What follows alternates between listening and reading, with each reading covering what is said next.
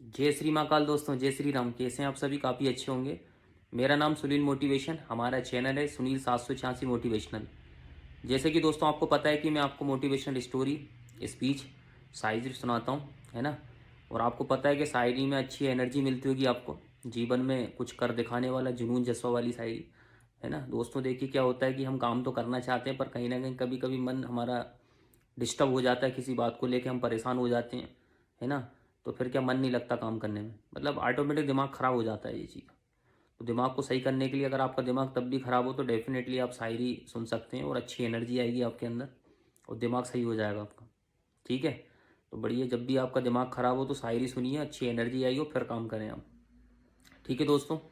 तो देखिए, आप शायरी तभी सुन पाएंगे जब आपके पास चैनल सब्सक्राइब होगा। तो जल्दी जल्दी आप चैनल को सब्सक्राइब करिए। अब चैनल सब्सक्राइब से ये फ़ायदा होता है कि देखिए, एक तो शायरी भी सुनाता हूँ, अच्छी स्टोरी भी सुनाता हूँ, अच्छी नॉलेज वाली आपको जीवन में आगे बढ़ने के लिए, और स्पीच भी देता हूँ जिससे कि आपको एक अच्छी डायरेक्शन मिल सके। तो अगर चैनल सब्सक्राइब नहीं है तो बढ़िया, चैनल को सब्सक्राइब करिए, और भी अपने जो दोस्त आगे बढ़ना चाहते हैं उनको भी सब्सक्राइब करवाएं। ठीक है दोस्तों। तो स्टार्टअप करते हैं। बहुत अच्छी आज मैं आपको स्टोरी लेके आया हूँ, जो कि आपको सुन के समझ के काफ़ी अच्छा लगेगा। ठीक है। तो बढ़िया फोकस करिए, ऐसा नहीं है कि बस अपन बैठे हुए हैं, ध्यान ही नहीं दे रहे हैं, गलत बात है ये। भाई अगर आप, मैं जो भी चीज़ समझा रहा हूँ उसको गहराई से एनालिसिस करिए, स्टोरी भी देखो, तब समझ में आएगी, तब आप अच्छे से सुनेंगे। ठीक है। ये चीज़ है। फिर आप क्या होता है कि वीडियो देख लेते हैं और बस फिर बाद में आपका दिमाग ही नहीं चलता, भूल जाते हो आप। गलत बात है ना। अच्छे से पहले आप समझिए दोस्तों, क्या करना है अपन को, अच्छे से समझना है पहले, गहराई से लेना है, तभी समझ में आएगा, ऐसे समझ में नहीं आएगा। ठीक है। सुनना है अच्छे से कि मैं समझाना क्या चाह रहा हूँ। ठीक है। चलिए ठीक है, स्टार्टअप करते हैं। बहुत अच्छी प्यारी स्टोरी है, बहुत कुछ सीखने को मिलने वाला है आज आपको। ठीक है। तो बहुत समय पहले की बात है ना। अब समय तो देखिए, बहुत समय का मैं ये नहीं बोलूँ कि कौन सा समय। ठीक है, स्टोरी है ना। कई समय, बहुत पुरानी बात है, और जो भी कहीं ना कहीं इसको गहराई से अपन को समझना है। ठीक है। तो बहुत समय पहले की बात है। एक गांव में क्या, एक व्यक्ति रहता था। ठीक है। एक गांव में क्या रहता था, एक व्यक्ति रहता था, और बहुत घमंडी टाइप का था। उसको अपने आप में बहुत घमंड था। और सबसे बड़ा घमंड तो ये था कि उसके परिवार का वो सोचता था मैं मुखिया हूँ, और मेरा जो परिवार है ना, मेरे बगैर कुछ नहीं कर सकता, भूखा मर जाएगा अगर मैं काम नहीं करूँगा तो। समझ में आई। और काम क्या करता था, वही खेती किसानी का काम करना, ये सब वो करता था, पालन पोषण करता था। और उसको यही लगता था कि अगर मैं काम ना करूँ तो मेरा घर वाले सब भूखे मर जाएंगे। अब उसके घर में कौन कौन था वो भी मैं आपको बता देता हूँ। उसकी पत्नी, उसका बड़ा बेटा, छोटा बेटा, और उसकी बेटी, और वो, कितने हो गए, 5 सदस्य थे। और वो अपने घर का मुखिया था। ठीक है। तो उस व्यक्ति को अपने ऊपर बहुत घमंड था। उसको ये लगता था कि नहीं, अगर मैं काम नहीं करूँ या कुछ भी नहीं करूँ, या मैं अगर 1 महीने के लिए कहीं चला जाऊँ, अगर मैं 10 दिन के लिए भी कहीं भी चला जाऊँ, तो मेरा घर वाले भूखे मर जाएंगे, वो नहीं कर सकते कुछ भी। समझ में आया। अगर मैं मर भी गया तो मेरे घर वाले भूखे मर जाएंगे, क्योंकि मेरे बगैर कुछ नहीं कर सकते। उसको अपने ऊपर बहुत घमंड था, और सब जगह उसके रिश्तेदार, परिवार, सब जगह बोलता था कि मैं हूँ तो मेरा परिवार है, अगर मैं नहीं हूँ तो मेरा कोई कुछ नहीं हो सकता, मतलब भूखे मर जाएंगे ये मेरे बच्चे और मेरे पत्नी, ये सब। समझ में आया ये चीज़ है। मेरे बगैर कुछ नहीं कर सकते ये। इतना उसके अंदर घमंड था, बहुत ज़्यादा। कहते ना, जब ज़्यादा घमंड हो जाता तो घमंड को भी अकल खा जा, उसकी अकल, इंसान घमंड में अब उसकी अकल भी काम नहीं करती। घमंड में इंसान अपनी अकल को ही खा जाता है। तो उसमें बिल्कुल इतना खतरनाक अहंकार था, घमंड था, अभिमानी था, बहुत बड़ा घमंडी व्यक्ति था। जब भी कोई आता है सबसे यही बोलता, पूरे गांव के अंदर बोलता फिरता कि मैं अपने घर का मुखिया हूँ, और मेरा मतलब मेरे बगैर, मेरे मतलब कोई कुछ नहीं कर सकता, ये कुछ नहीं कर सकते, भूखे मर जाएंगे ये लोग। मैं कमाऊंगा तो ही ये खाएंगे, अगर मैं नहीं कमाऊंगा तो भूखे मर जाएंगे ये। समझ में, यही सत्य है, यही परम सत्य है, ऐसा बोलता था। बहुत घमंडी था, उसको खतरनाक घमंडी था, घमंड भरा हुआ था इसके अंदर, फूट फूट के बहुत ज़्यादा। समझ में आई। तो अब हुआ क्या दोस्तों, देखिए समय निकलता गया, निकलता गया। ठीक है। तो अब हुआ क्या है कि उसका जो गांव था, उसी गांव से क्या हुआ, 2 गांव छोड़ के तीसरे गांव में क्या हुआ, सत्संग हो रहा था, है ना। एक संत आए हुए थे और बढ़िया अच्छा प्रवचन सुना रहे थे, अच्छा सत्संग सुना रहे थे, बढ़िया। तो फिर वो, अब सब लोग गांव वाले गए, तो उसने सोचा चलो यार मैं भी तो देखूं क्या है क्या नहीं। तो वो भी चला गया, पहुंचा भाई वहाँ पे। कहाँ पहुंचा, सत्संग में। तो बढ़िया संत फिर, अब संत तो संत होते हैं, सत्संग में बात तो आप समझ में आती है किस तरीके से होती है।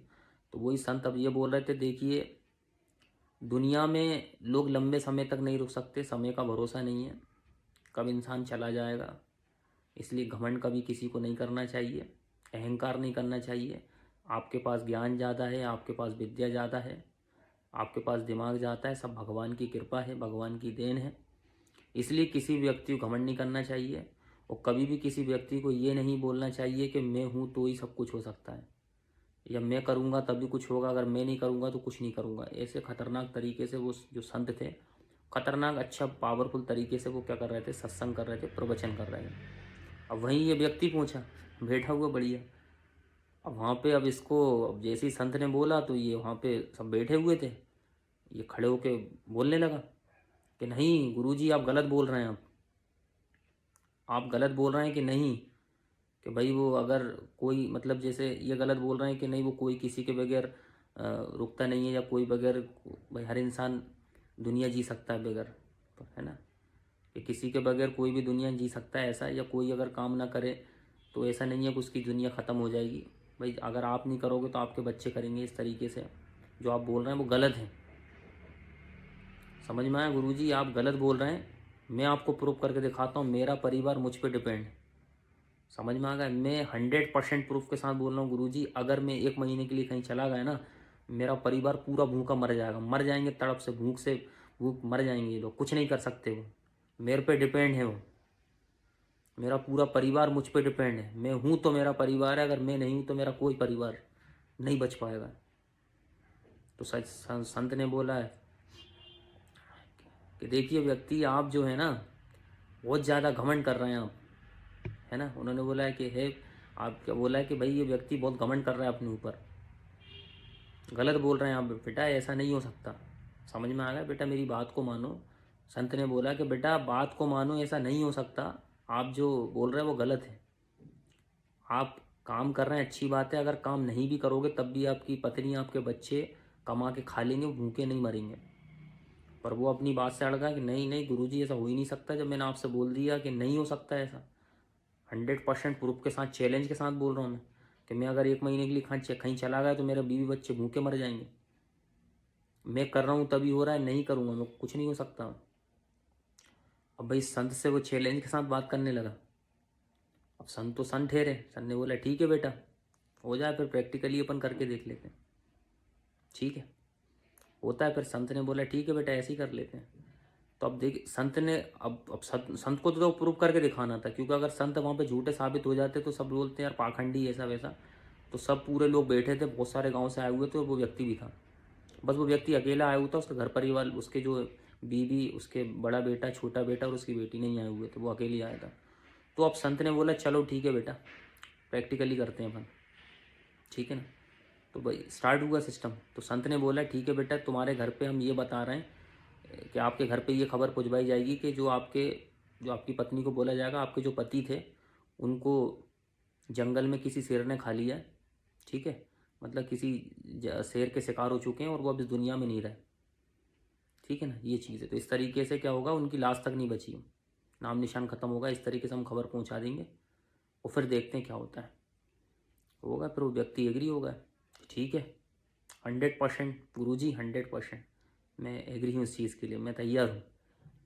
बढ़िया ठीक है। फिर आया मज़ा। फिर अब वहाँ के जो उसके साथ वाले जो दोस्त आए थे जिसके साथ गया था वो संत के पास, तो वो दोस्त वापस गए थोड़े रोते रोते हुए, इमोशनल होते हुए।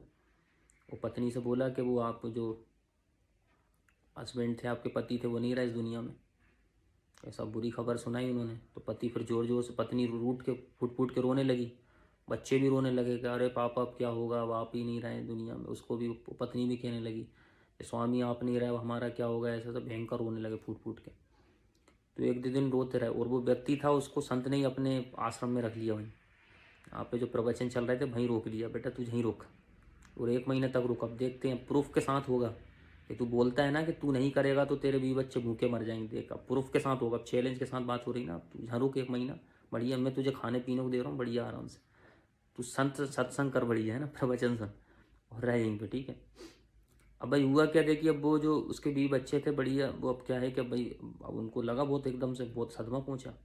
पत्नी भी रोती रही, 1 दिन हो गए, अब खाना पीना इतना तो था, 1 दिन हो गए, 2 दिन हो गए, ऐसे ही रोते रोते उन्होंने कंडीशन की। फिर उनके और भी रिश्तेदार है, सभी ने समझाया कि ठीक है, अब वो जाने वाला था, चला गया। अब ये नहीं है कि अगर वो चला गया तो रो रो के आप मर जाओ। अब देखो, घर में कोई भी व्यक्ति कुछ चला जाता है तो इसका ये मतलब नहीं, रोना धोना ठीक है, अच्छी बात है, पर एक लिमिट में रहता है। तो वो भाई 2 दिन रोए रोए, 3 दिन रोए, रोते रोते उनका ऐसे ही थोड़ा मतलब खाना भी खाते थे समझा समझा के, दुखी रहते थे। मतलब 10 दिन निकल गए ऐसे ही। कितने दिन निकल गए? 10 दिन। अब स्थिति ऐसी रही कि अब भाई, अब जो भी उसने खेती मेथी में जो भी कमाए घमाए जो रखा था, तो वो 10 दिन में सब खत्म हो गया। अब फिर क्या हुआ कि भाई, अब और परिवार सबने समझाया कि बेटा अब देखो, अब ज़िंदगी तो जीना पड़ेगा, है ना। अब जो चला गया उसको रोने से कोई मतलब नहीं है। अब ऐसा करो, उसकी पत्नी से बोला कि अब ऐसा करो, आप खेती में काम देखो, बड़ा बेटा जो है ये थोड़ा सा इसको ऐसा करो, सेठ जी की नौकरी पे लगवा दो। वो छोटा बेटा है, बेटा तुम पढ़ाई भी करना, वो जो क्या करना है तुझे, तुझ भी छोटा मोटा काम कर ले, ठीक है। बेटी की है, बेटी की शादी करना है, ये प्लानिंग कर ली उन्होंने। मतलब 20 दिन में देखो सब प्लानिंग हो रही है, समझ में आ गया। इसके बाद बड़ा बेटा नौकरी पे लग गया, छोटा बेटा भी अपना थोड़ा खेतों में काम करवाता है ना, इसके बाद वो भी छोटा मोटा ऐसा काम कर लेता है। और बेटी की शादी की कंडीशन चल रही थी, ये चीज़ पूरी हो गई प्लानिंग, और वो पत्नी उसकी खेत में काम करने लगी। ये स्थिति हो गई। तो समय समय निकलता गया, ऐसे पूरा 1 महीना निकल गया। इसके बाद वो बढ़िया अच्छा चलने लगा, भूल गए, मतलब उस व्यक्ति को देखा जाए भूल से गए थे वो। ऐसा उनको मतलब ऐसे ज़िंदगी जी रहे थे कि जैसे वो कोई था ही नहीं। जिसको घमंड था कि वो, जिसको घमंड व्यक्ति को घमंड था कि नहीं कि वो भाई मेरे बगैर मेरे बच्चे भूखे प्यासे मर जाएंगे, तो बच्चे खुद इतने जिम्मेदार हो गए, उसकी पत्नी इतनी जिम्मेदार हो गई, उसके कोई असर ही ना, मतलब ऐसा लगा वो है ही नहीं इस दुनिया में, बस हो गए, भूल गया उसको। अब ये स्थिति हुई। अब इसके बाद क्या हुआ कि संत ने बोला कि बेटा अब तू जा तेरे घर पे, अब हाल देख क्या कैसी स्थिति, तो और बाकी तू पहले पूछ लोगों से, ठीक है ना, ये पर ऐसा कर, तू मत जा, मैं खुद ही बुला लेता हूँ। तो उसने क्या करा, संत ने वहीं के उनके गांव के जहाँ पे जो पड़ोसी थे उन लोगों को बुलवाया, ठीक है। वो दोस्त जो गए थे उनको भी बुलवाया, जिनने खबर दी थी ना कि वो उसको शेर ने खा लिया। तो वो गए वहाँ पे संत के पास, वो फिर वो उन्होंने बताया उसको, ठीक है, कि भाई ऐसा कुछ भी नहीं है, तू जो सोच रहा था ना कि भूखे प्यासे मर जाएंगे, नहीं, उनकी ज़िंदगी तो मस्त चल रही है। तेरा बड़ा बेटा सेठ के इधर काम करने लगा, छोटा बेटा भी थोड़ा बहुत काम कर लेता है, खेतों में भी काम करवाता है, इस तरह वो भी चल रहा है। और आपकी जो बेटी है उसकी शादी की तैयारी चल रही है, और पत्नी तेरी खेती संभाल रही, बड़ी अच्छा सिस्टम चल रहा है। ऐसा लग रहा है वो तो तू था ही नहीं ऐसा। उसको ऐसा लगा, अच्छा, उसको यकीन नहीं हुआ कि नहीं ऐसा तो नहीं हुआ। देखा, वो घर पे गया फिर, तो संत ने बोला ठीक है भाई तू जा। फिर वो गया घर पे, देखा उसने घर में, रात को गया तो देखा तो सारी स्थिति सही थी, बढ़िया अच्छे से खाना खा रहे थे वो। और एकदम से फिर वो आ गया घर में घुसा, तो मतलब घर में जैसे ही गया तो सब डर गए, उसके भी बच्चे भी, मतलब पत्नी भी डर गई, बड़ा बेटा भी डर गया, छोटा बेटा भी डर गया, बेटी भी डर गई कि यार ये तो यार पापा तो चले गए थे यार, इनको शेर ने खा लिया था, पर ये कहाँ से आया। उन्होंने सोचा आत्मा तो नहीं, भूत प्रेत तो नहीं, ठीक है। पहले तो डरे बहुत तेजी से। इसके बाद फिर क्या हुआ, उसने बोला कि नहीं नहीं वो तो सब ऐसा कुछ नहीं, मतलब उसने सारी चीज़ बताई कि ऐसा ऐसा है, सारी चीज़ों मैं आपके विषय में ऐसा सोचता था। तो संत थे, उन्होंने मेरी आंखें खोल दी। तो उसकी पत्नी को बहुत गुस्सा है, वो पत्नी ने बोला ठीक है अब ऐसा करो, आप मर चुके हैं और हमारी नज़रों से दूर हो जाओ, मतलब आप ये चाहते हैं हम कुछ कर ही नहीं सकते, गलत सोच थी आपकी। अब मुझे बहुत अफसोस है कि मैं ऐसे व्यक्ति के साथ रहती जो बहुत घमंडी टाइप का था। उसकी पत्नी को बहुत बुरा लगा, उसके बच्चों को बहुत बुरा लगा। फिर वो गड़गड़ा कर रोने लगा, बिल्कुल एकदम उसकी पत्नी के पैरों में गिर गया, बहुत रोने लगा, रूट रूट के, कहना नहीं जो सजा देना है मुझे दे दो, सारी चीज़ें, मैं आपका अपराधी हूँ। अब देखो, पत्नी तो पत्नी होती है, जब अपनी पत्नी, जब पति अगर पत्नी के पैरों में गिरे तो उसका दिल वैसे पिघल जाता है। फिर बच्चों को भी लगा ठीक है होगा गलती, सभी सबको मतलब उनको ऐसा लगा गलती इंसान से ही होती है। पर वो सब समझ गए, वो फिर वो सब रहने लगे। पर क्या, उस व्यक्ति घमंड टूट गया, समझ में आया ये चीज़।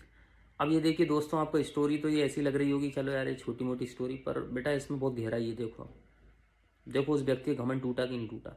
अब इससे हमें सीखने को ये मिलता है, इसका मोरल ये है कि घमंड नहीं करना चाहिए। आप कितने भी भाई आपके नॉलेज है, ज्ञान है, या फिर कभी भी घमंड नहीं करना चाहिए।